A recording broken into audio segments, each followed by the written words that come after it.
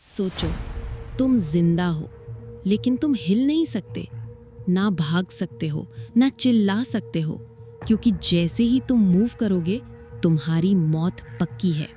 Hello guys, welcome back to the channel. आज हम explain करने वाले हैं एक ऐसी thriller horror movie don't move, जहां सर्वाइवल का सिर्फ एक ही रूल है, डोंट मूव। स्टोरी शुरू होती है एक नॉर्मल सिचुएशन से, जहां सब कुछ बिल्कुल ठीक लग रहा होता है, लेकिन धीरे धीरे सिचुएशन इतनी डेंजरस हो जाती है कि हर एक कैरेक्टर को अपनी सांसें तक कंट्रोल करनी पड़ती है। अब सोचो, एक जगह फंस जाना जहां तुम्हें घंटों तक बिल्कुल चुप रहना है, तो क्या वो लोग बच पाएंगे या एक छोटी सी गलती उन सब की जान ले लेगी? जानने के लिए वीडियो को एंड तक जरूर देखना, क्योंकि स्टोरी में आगे जो होने वाला है वो तुम एक्सपेक्ट भी नहीं करोगे। तो चलिए शुरू करते हैं डोंट मूव की फुल एक्सप्लेनेशन।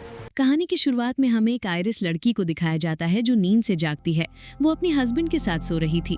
ये आयरिस लड़की बहुत ज्यादा डिप्रेस है, क्योंकि हाल ही में एक हाइकिंग के दौरान उसने अपनी छोटे से बेटे को खो दिया। अब वो अपने बेटे के एक टॉय को लेकर घर से चुपचाप निकल जाती है, जिस बारे में उसके हस्बैंड को पता नहीं चलता। वो कार से एक जंगल की तरफ जाती है।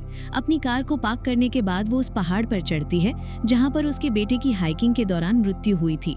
दरअसल उसने अपने बेटे का यहाँ पर एक मेमोरियल बनाया है, और जो टॉय वो अपने घर से अपने बेटे का लाई होती है वो इस जगह पर रख देती है। जिसके बाद वो पहाड़ की चोटी पर जाती है, क्योंकि वो अपनी जिंदगी का खात्मा करना चाहती है। पर इससे पहले कि वो ऐसा कर पाती, रिचर्ड नाम का एक आदमी वहां पर आता है और उससे कहता है कि मुझे पता है कि तुम क्या करने वाली हो, मैं तुम्हें रोकूंगा नहीं, बस मैं तुम्हें एक कहानी सुनाना चाहता हूँ ताकि मेरा दिल हल्का हो जाए।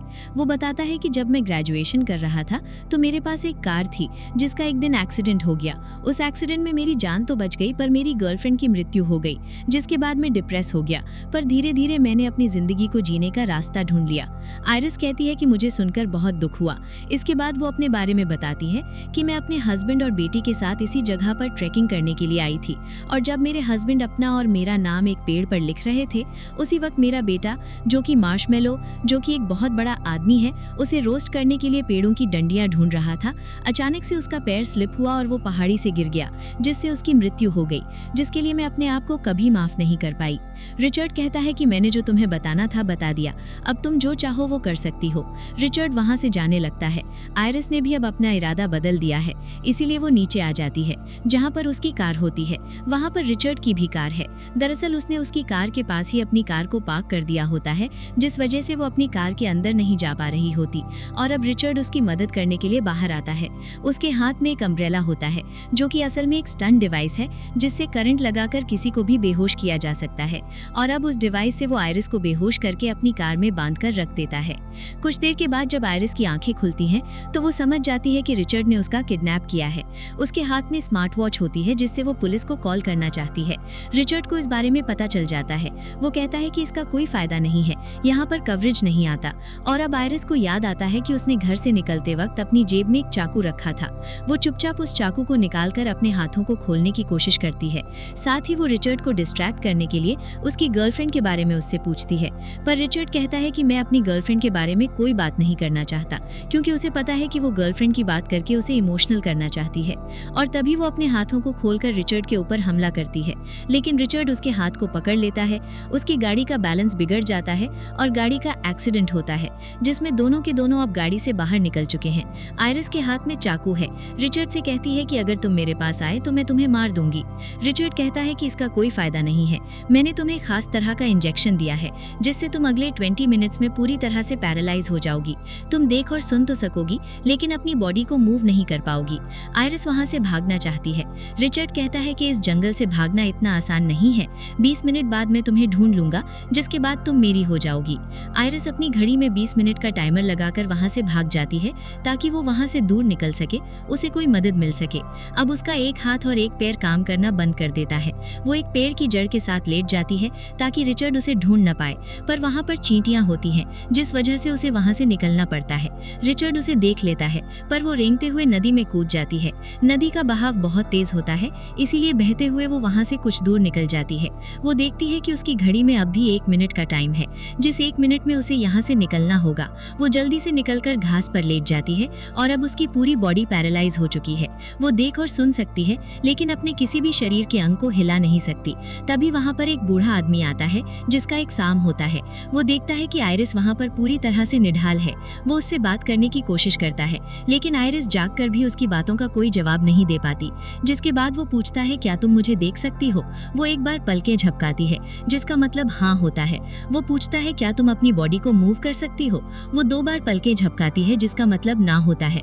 और अब वो बूढ़ा आदमी उसे एक ट्रॉली में अपने घर के अंदर ले जाता है ताकि पुलिस को इन्फॉर्म कर सके। लेकिन तभी दरवाजे पर कोई नॉक करता है। आयरिस समझ जाती है कि ये रिचर्ड होगा। वो बार बार अपनी पलकें झपकाना शुरू कर देती है। उसकी आंखों में डर होता है। बूढ़ा आदमी समझ जाता है कि कुछ न कुछ गड़बड़ है, इसीलिए आयरिस को उस सोफे के पीछे छुपाकर बाहर जाता है। बाहर सच में रिचर्ड होता है, जो आयरिस को ढूंढता हुआ यहाँ तक पहुँच चुका है। रिचर्ड उस बूढ़े आदमी से पूछता है, यहाँ पर कोई लड़की आई थी? बूढ़ा आदमी उसकी बात का कोई जवाब नहीं देता, जिसके बाद रिचर्ड कहता है कि उसकी दिमागी हालत ठीक नहीं है। हमारी गाड़ी का एक्सीडेंट हुआ था, जिसके बाद हम दोनों के बीच में झगड़ा हुआ और वो मुझसे रूठ कर चली गई। वो अजीब अजीब सी बीमारियों का बहाना करती है। अगर तुमने उसे देखा है या अपने घर पर रखा है तो मुझे बता दो। मेरे पास फोन नहीं है, इसीलिए मैं अपनी वाइफ को कॉल नहीं कर सकता। बूढ़ा आदमी कहता है कि मैं तुम्हारी मदद के लिए पुलिस को कॉल कर देता हूँ। वो घर के अंदर आता है और अब उसके पीछे पीछे रिचर्ड भी आ जाता है। बूढ़ा आदमी कहता है कि तुम मेरे घर के अंदर कैसे आ गई? उसके सामने रिचर्ड रोने का नाटक करता है और कहता है कि मैं अपनी वाइफ के लिए बहुत परेशान हूँ। वो बहुत इमोशनल बातें करता है, जिससे वो बूढ़ा आदमी भी इमोशनल हो जाता है और अब वो उसे आयरिस के बारे में बताने वाला होता है कि तभी रिचर्ड की जेब में जो उसका फोन होता है वो वाइब्रेट होने लगता है, जिससे बूढ़ा आदमी समझ जाता है कि उसने उससे झूठ कहा है। वो रिचर्ड से कहता है कि तुमने तो कहा था कि तुम्हारा फोन खराब है, पर तुम्हारी जेब में तुम्हारा फोन है जो वाइब्रेट हो रहा है। और अब रिचर्ड अपने असली रूप में आ जाता है। वो कहता है कि मुझे बता दो कि वो कहाँ है। तुमने उस लड़की को कहाँ पर छुपाया है, वरना मैं तुम्हें मार दूंगा। बूढ़ा आदमी कहता है कि तुम कोशिश कर सकते हो। वो बूढ़े आदमी के ऊपर हमला करता है, लेकिन बूढ़ा आदमी भी बहुत ताकतवर होता है। वो उसे दूर फेंक देता है। इन दोनों की भिड़ंत में रिचर्ड के हाथ में चाकू आ जाता है, जिससे वो बूढ़े आदमी को मार देता है। आयरिस सोफे के पीछे से सब कुछ देख रही होती है। उसे बहुत दुख होता है कि उसकी वजह से एक बूढ़े आदमी की मौत हो गई। और अब रिचर्ड को पता है कि यहाँ पर पुलिस आने वाली है, क्योंकि बूढ़े आदमी ने पुलिस को कॉल कर दिया था। इसीलिए वो इस पूरे घर पर आग लगाकर यहाँ से बाहर निकल जाता है। वहीं आयरिस, जिसकी बॉडी में अब धीरे धीरे दवा का असर कम हो रहा होता है, इसीलिए उसकी उंगलियां एक हाथ काम करना शुरू कर देता है, जिससे वो विंडो पर लगी कर्टन को हिलाना शुरू कर देती है। बाहर रिचर्ड, जो उस बूढ़े आदमी का ट्रक लेकर यहाँ से निकलने वाला होता है, वो कर्टन को देख लेता है और समझ जाता है कि अंदर कोई ना कोई है। और जब वो अंदर आता है, सोफे के पीछे देखता है तो वहाँ पर आयरिस होती है, जिसे वो बूढ़े आदमी के ट्रक में रखकर यहाँ से निकल जाता है। दरअसल अब वो अपने पुराने घर में जा रहा होता है। तभी उसकी बेटी का कॉल आता है, जो बताती है कि इस बार मेरी बहुत अच्छी मार्क्स आए हैं, इसीलिए मैं और मॉम आपके पास केबिन में आने वाली है, जहाँ पर रिचर्ड कुछ दिन बिताने के लिए अकेला आया है। रिचर्ड अपनी वाइफ से बात करता है और कहता है कि कुछ वक्त मैं अकेला बिताना चाहता हूँ। उसकी वाइफ कहती है कि मुझे कुछ नहीं पता, शाम तक हम दोनों वहां पर पहुंच जाएंगे। रिचर्ड को इससे बहुत गुस्सा आता है, क्योंकि आयरिस को वो उसी केबिन में ले जाने वाला था। अब उसकी गाड़ी का पेट्रोल भी खत्म हो जाता है, इसीलिए वो अपनी गाड़ी को एक गैस स्टेशन पर रोकता है और रिचर्ड देखता है कि वहां पर कार्ड एक्सेप्ट नहीं हो रही होती, इसीलिए पेमेंट करने के लिए वो अंदर जाता है। वहीं आयरिस का भी पैर भी काम करना शुरू कर देता है। तभी उसके पास एक छोटा सा बच्चा आता है, जो उसे हेलो कहता है। लेकिन इससे पहले कि आयरिस उसे कुछ कह पाती, वहां पर उसकी मॉम आ जाती है, जो देखती है कि आयरिस पूरी तरह से निढाल है, वो बिल्कुल नहीं हिल रही। उसे शक होता है कि कुछ ना कुछ गड़बड़ है, पर तभी रिचर्ड आ जाता है, जो अपनी गाड़ी में पेट्रोल भरकर वहां से निकल जाता है। वो जंगल के उसी हिस्से में आता है जहां पर उसकी खुद की कार का एक्सीडेंट हुआ था। वो अपनी कार को स्टार्ट करने की कोशिश करता है, लेकिन उसकी कार स्टार्ट नहीं होती और अब वो तय करता है कि बूढ़े आदमी के ट्रक से वो अपनी कार को टो करके ले जाएगा। पर इससे पहले कि वो ऐसा कर पाता, यहाँ पर एक पुलिस ऑफिसर आता है, जो रिचर्ड से पूछता है कि तुम कौन हो। रिचर्ड कहता है कि मेरा नाम एंड्रू है, जिसके बाद वो पुलिस ऑफिसर को अपनी आईडी दिखाता है। सच में उसका नाम एंड्रू होता है। उसने अपना नाम रिचर्ड गलत बताया था। और अब पुलिस ऑफिसर पूछता है कि तुम यहाँ पर क्या कर रही हो और गाड़ी में जो लेडी बैठी हुई है वो कौन है। वो कहता है कि वो मेरी वाइफ है जो बहुत ज्यादा ड्रंक है। उसने मुझसे झगड़ा किया जिस वजह से हमारी गाड़ी का एक्सीडेंट हो गया। यानी कि रिचर्ड ने उसे झूठ कहा है, पर इससे पहले कि वो अपनी गन निकालकर उसे गन पॉइंट पर लेता, रिचर्ड उसके ऊपर हमला करके उसे मार देता है, जिसके बाद वो उसे अपनी गाड़ी में डालकर अपनी गाड़ी को ब्लास्ट कर देता है और बूढ़े आदमी के ट्रक को लेकर यहाँ से निकल जाता है। आरएस ने अब तक उस सिरिंज को चुरा लिया होता है जिसके अंदर पैरालाइज करने वाली दवा है। वो मौका देखकर रिचर्ड को वो दवा इंजेक्ट करना चाहती है। आरएस कहती है कि आज शायद तुम्हारा दिन अच्छा नहीं है, जैसा तुम चाहते हो वैसा हो नहीं रहा। ये सुनकर रिचर्ड को बहुत गुस्सा आता है। वो कहता है कि तुम अपना मुंह बंद करो, और अब आरएस को मौका मिल जाता है। वो उसके पैर पर उस इंजेक्शन को लगा देती है, पर अब भी उसका थंब काम नहीं कर रहा होता, जिस वजह से दवा को वो उसकी बॉडी में इंजेक्ट नहीं कर पाती। रिचर्ड उस इंजेक्शन को निकालकर फेंक देता है और कहता है कि मैं तुम्हें अपने केबिन में ले जाकर तुम्हारे साथ बहुत मजे करना चाहता था, पर अब वहाँ पर मेरी फैमिली आ रही है, इसीलिए मैं तुम्हें इसी झील में धक्का दे दूंगा। वो उसे बोट में बिठाता है और झील के बीचों बीच ले जाता है। आरिस देखती है कि उसके पास एक चाकू है, जिस चाकू को वो हासिल करना चाहती है। वो कहती है कि मेरी जेब में मेरी बेटी का खिलौना है। मैं चाहती हूँ कि मेरी जिंदगी के आखिरी वक्त में वो खिलौना मेरे पास रहे। मेरी जेब से खिलौना निकालकर मेरे हाथ पर रख दो।